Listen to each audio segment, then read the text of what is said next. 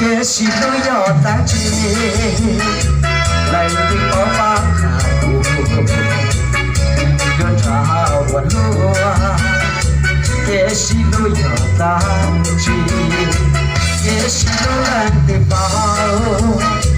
mùa cho sao nó mùa tao thời giờ chua nó tua thời giờ kế mò xa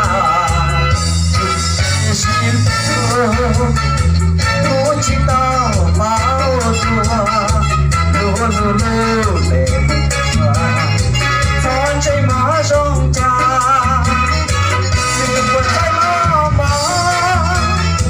nước quần tay từ cô mò nó qua bao lên mùa để xin lúa làm chi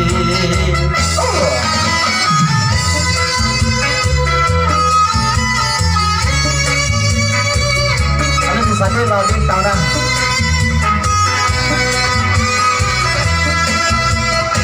Kesi lu ya dace, nanti papa dia tu, yo dia walu. Kesi lu ya dace, kesi lu nanti pau, oi yo rau na buat tau, yo chua na tu. Giờ kia mò xuyên vào cái xin lúa chỉ tao bao lúa lo thì nó thon chạy mò rong cha nước quần tay nó nước quần tay là cô mò nó qua bao lên